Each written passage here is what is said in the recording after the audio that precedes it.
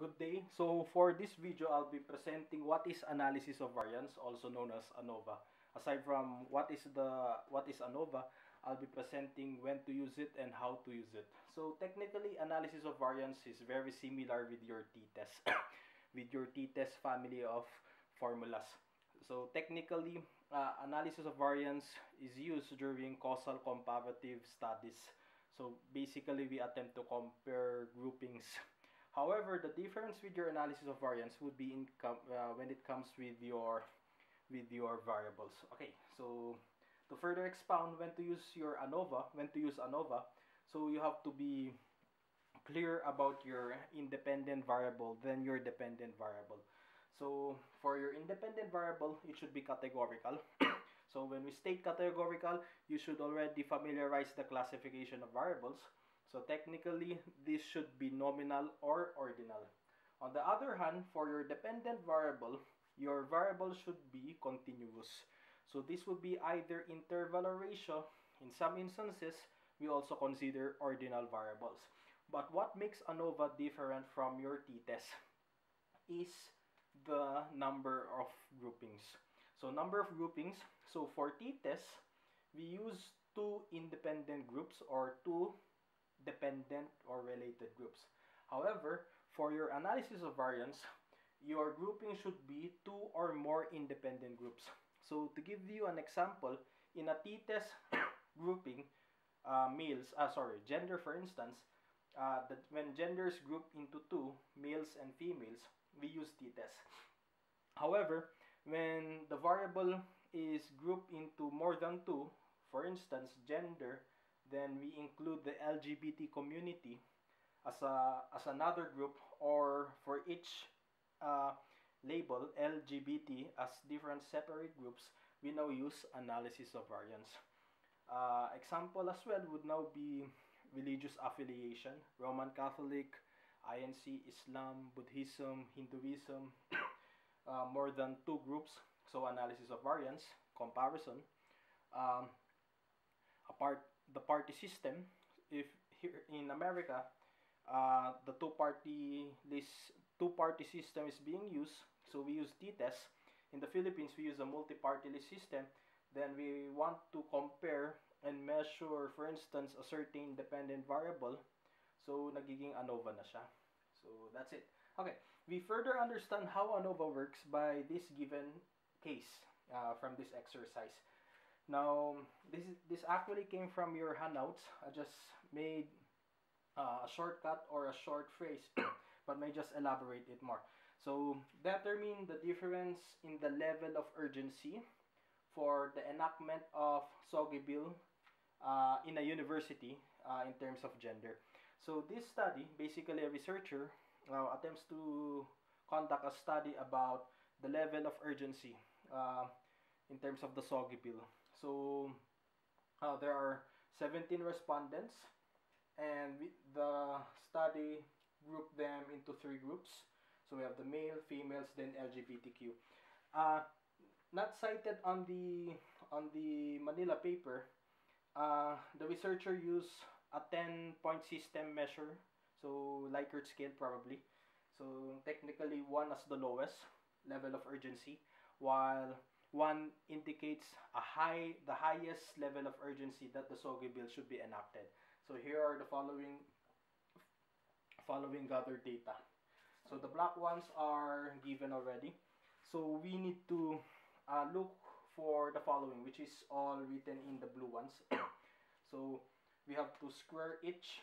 So for the males, for each individual extracted data, we have to square their answer. So 6 squared, 36, 4 squared, 16, etc. Same as with the females and also with the LGBT. So 10 squared, 100. Then after that one, we get the summation for each.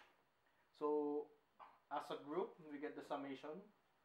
So 31, inad lang natin yan. For X, ginawa din dyan, after squaring each individual respondents, inad din natin yan, no? So, lahat ng groups, no?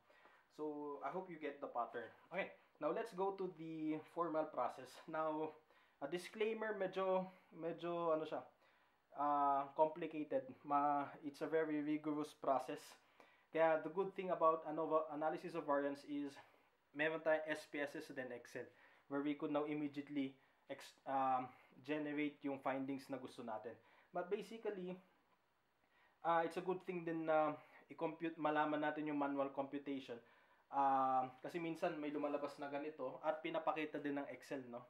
So, let's go back to the traditional one muna. Okay, now first we have to craft our hypothesis. So, crafting our hypothesis. So, this is what I crafted.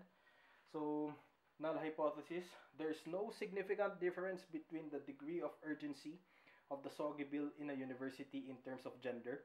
Or you could now alter in a university when moderated according to males, females, then the LGBT community. So, iba't ibang style din yan, no? While for your alternative hypothesis, you just simply make it affirmative, alisin natin yung no. There's a significant difference, blah, blah, blah, etc.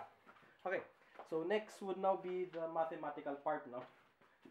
Where it's very complicated, although we'll be deriving to the answers that we wanted to do, no? Okay, probably I'll just present saan nakuha yung values.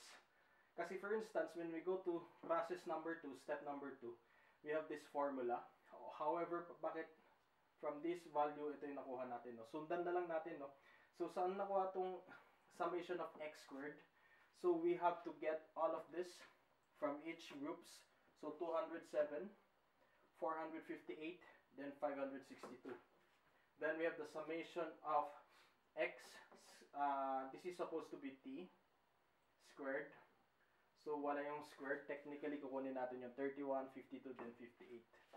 Then, ano tong 17? The number of respondents. 1, 2, 3, 4, 5, 6, 7, 8, 9, 10, 11, 12, 13, 14, 15, 16, 17. Then, makukuha na natin to. I forgot, no? This basically means sum of squares, total sum of squares, no? Yeah, total sum of squares, no? Pinapakita din to sa Excel later. So, technically pa malaman din natin. Then, the third one would now be sums of squares in between. So, we have two parts. Ito, which is this one. Then, ito, which is now this one. Medyo nakakalito to, no? Okay. So, technically, summation of x walang square. So, kunin din natin yung 31, 52, then 58. However, si square natin sila. Unlike dito, isa-isa natin square yung members ng group. Saan nakuha itong 5, 6, and 6, no? So, this is now the NK. N sub K, rather. N sub K is the respondents per group. So, there are 3 groups. Now, for each respective groups, may respondents, no? Kung ilan yung nasa group, no? So, ano tong 5? For X1, for the males, 1, 2, 3, 4, 5. Females, 1, 2, 3, 4, 5, 6. Tapos yung 58 sa LGBT, ganun din, 6. Then, yun yung formula. Then, we now get the sum of square in between, no? Now, the fourth process would now deal with sum of squares within. So, it's simply SST, or sum of squares in total, minus your SSB, sums of squares in between. So, given na to, na-compute natin, same with 9904. Then, your sums of square within is negative 41.51. Okay lang yung negative. Makikita natin later, no? Kung bakit. Now, your MSB stands for your mean of the sum between, no? So, medyo nagiging complicated na. So, we have your SSB. May I just use the letters na lang, no? Your SSB divided by your degree of freedom in between. Now, ang SSB, given na siya. Yung DFB, we have to compute it yet, no? So, DFB is equal to K minus 1. So, ano ibig sabihin ng K? So, ilan yung groupings? 1, 2, 3. So, we have 3 groups minus 1. So, technically, makukuha natin dyan is 2. So, nakuha na natin yung DFB. Balik tayo dito. So, ganun ka-complicated, ha? So, from your MSB, kunin natin yung 99 divided by 2. So, we now get 49.52. Now, the 6, by the way, may continuation pa yan. So, mapuputol yung video saglit. Okay, So from your MSW, we have to get yung MSW or your mean square of within. So kunin natin yung sum of squares within, tapos yung degree of freedom within, no? So technically, hindi given yung degree of freedom within natin. So ang gagawin natin dyan is we have to compute this one. Iba lang yung formula, unlike with your degree of freedom between your DFB. So it's technically n minus k, no? So 17, this is 17 minus 3. Saan nakuha yung 3? Yung groupings ulit. So we now have 14. So technically, kunin natin yung SSW, which is 41.51 negative. Sorry. Then divided by 14. Now we'll be getting MSW, which is now equal to negative 2.97. Then we proceed. So after getting all of those important values, especially yung mean for the sum MSB at yung MSW natin, we now get your F computed value. This is the most important one, no? So technically we get 49.52 divided by negative 2.97. So your computed F value would now be negative 16.67. Ito ngayon yung kailangan natin. So punta tayo sa next step. We now identify yung hypothesis na kukunin natin that we will be accepting. So we have now your F computed value negative 16.67. We now use this one. I forgot this mathematical term. Kaya either negative yan or positive, automatically it becomes a positive one, no? Then we get your FTV, your tabulated value. Similar sa Ttest, sa chi-square may table na gagamitin. However, through the respective formulas lang yung gagamitin natin. For this, we'll get the tabulated, the F table, no? So I'll insert a video. So na-compute ngayon natin yung F computed value. So paano hanapin yung F tabulated value? So ibang table ngayon yung gagamitin natin. So iba yung sa Ttest, iba sa Ftest, iba sa correlation at iba din sa chi-square. Now, you could search it on the internet or you could now check on your notes. So nasa notes yan, no, sa banda appendix. Okay, for Ftest or ANOVA, ito yung gagamitin nating distribution table or your tabulated table, no, for Ftest. Okay, so paano siya, no? So unlike with Ttest kasi, ang ginagamit natin would now be your degree of freedom. Yung F solely by your degree of freedom. For Ftest and ANOVA, ang gagamitin ngayon natin is we look for your degree of freedom between and degree of freedom within, no? So DFB at DFW. Okay. So previously na-compute natin yung DFB at DFW natin, no? Okay. Yung DFB natin is 2. Paano natin malalaman yung DFB? Okay. Basta yung column natin, this column, itong column na to is your DFB. So yung DFB natin is 2. So yan yung 2, no? Okay. Now, previously na-compute din natin yung DFW natin. Your DFW is now your rows. Itong mga rows natin. So, na-compute natin yung DFW, that would now be 14. So, i-align na lang natin yung DFB, which is 2, at yung DFW natin, which is now 14. That would now bring us to 3.74. Yan yun yung ating magiging F tabulated value. So, tandaan natin na when we do ANOVA, manual computation, ito yung DFB at ito yung DFW. Okay, so 3.74. Okay, now from that video, we align it sa DFW at DFB. So, technically, ang nakuha natin is 3.47. Now, we compare those two values. Mas malaki yung computed value natin. Alisin natin yung negative. Now, pag ganito, in principle, automatically, we accept the alternative hypothesis. We reject the null hypothesis. Simply, lumalabas dito, which I forgot to write it, is my significant difference. Okay. May significant difference siya. Now, ano ibig sabihin nito? May significant difference. So, technically, may inequality. Hindi equal lahat ng groupings. So, going back dun sa study natin na male, females, then LGBT, talagang may nag-iiba talaga yung sagot. Now, Kung significant difference yung lumabas dito, we proceed to post hoc analysis. Ano ibig sabihin ng post hoc analysis? Dahil we now compare more than two groups, we wanted to identify kung ano sa grupo ang nagkakaiba. Ano yung which differs, no? Well, that is the appropriate term. Which differs. So, more likely, isa-isahin natin sila. Now, going back dito sa process number 8, sa step 8 natin, pag lumabas dito is not significant, no need to proceed to post hoc analysis. Now, technically, sinasabi niya, lahat ng groupings ay pantay-pantay. Walang difference. Now, in this case, significant difference siya, dahil mas malaki yung computed value natin, we have to proceed with post hoc analysis. Now, this is wala sa Excel. When you do your Excel, technically hanggang dito din yung Excel. Now, the downside of your Excel, nagsistop lang siya dito, kaya you do the manual computation. You do your manual computation in your post hoc analysis. Sa SPSS naman, technically, ang kaganda ng SPSS, nahahanap niya din yung post hoc analysis. Now, let's go to the manual process. Madaming test sa post hoc analysis. So, different tests yan. May SCEFE, may Duran. Yung pinamalakas daw is Duran. However, yung pinili ko, suggested by my grad school professor, I have to acknowledge him. For basic, you use the SCEFE test. SCEFE test, no? So, here's the formula. Now, anong kailangan ng formula?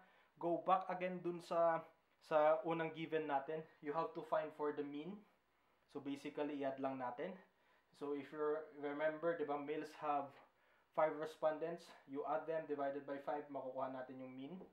Then, we get the number of respondents. So, 5 sa males, ganun, no? Then, we use this one. Okay.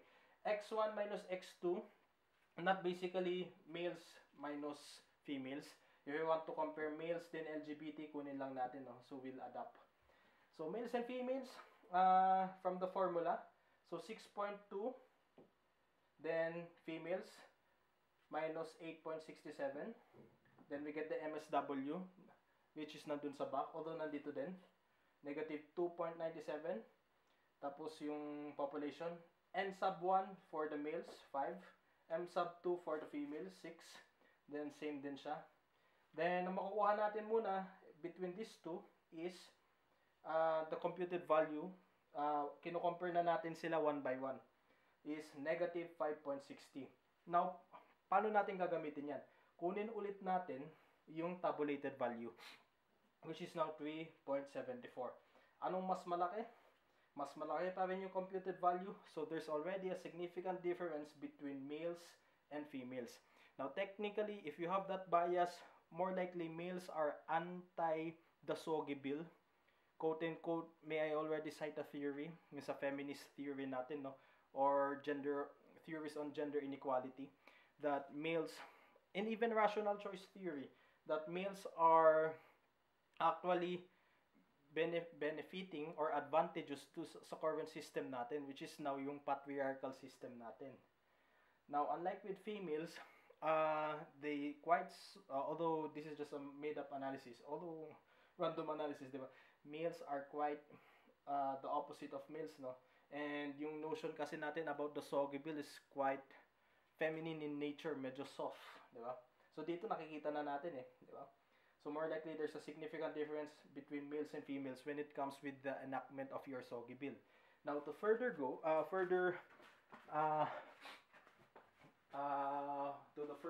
let's go further.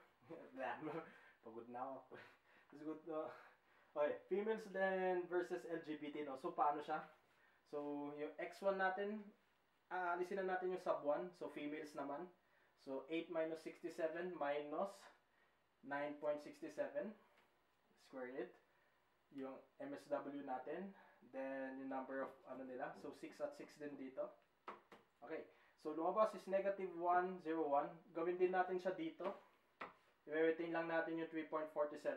So, technically, 3.47, mas malaki yung tabulated value. We do not accept your alternative hypothesis. Simply no significant difference. Medyo may insight na tayo dito. Females versus LGBT. We now look into the softness among gender, no? Or rather, the characteristics. if you use symbolic interactionism, perhaps. Then the third one, we want to know if there's a difference between males and your LGBT, no? So again, males 6.2, LGBT 9.67. Tapos yung MSW natin, so yung males din and the females, LGBT, sorry. Then nakuha natin is negative 11.02. Compare ulit natin. Remember to put this one, nakalimutan yung pangalan yan. Tapos automatically mas malaki ang 11 compared with your tabulated, which is 3.47. sorry, may mistake yan. So may significant difference yan. May significant difference yan. Nasulat ko dito, sorry, okay? Ever lang yan. So there's already a significant difference. Now, you could already provide insights, di ba? With the part, institutionalism. The patriarch institutionalism and a combination of your feminist theory, no? So more likely, the society's institutions are dominated by males or the masculine characteristics, no? So ganyan, no? Now, technically, tapos na yung findings natin. Although, it's best that you make a post hoc summary. So, more likely, males and females, significant difference. Males versus LGBT, significant difference. Pag females and LGBT, no significant difference. Now, investigate, no? So, look into the patterns. Ano yung nakikita natin common pattern dito? Pag males ngayon ang ginagamit natin as comparison, nagkakaroon ng significant difference. Now, you as the researcher, investigate the male variable, the male grouping. So, you have to cite theories. Ang daming theories actually dito, lalo na pag gender. Now, just to add, ito, Excel presentation, no? So, this is yung pinipresent sa Excel, no? Kaya, magtataka kayo bakit nandun yung SSB, SST. Pinipresent niya. But always remember, ang magde-determine yan would now be your FCV, or sa Excel, which is now FStat, and your FCrit. So, technically, lagi yung technically buisit. This is now your FStat, eh. At ito yung magiging FCrit natin pagdating sa Excel. So, you have to compare lang, no? You have to compare. But, sa Excel naman, kahit Ttest, ANOVA, chi-square, you look into the F or T values. Tapos, kahit, yun, pwede nyo, no? Gawin, no? Although, ang common kasi ginagawa pag Excel, we always look for the P values. Kung lesser ba siya sa 0.05 or hindi, no?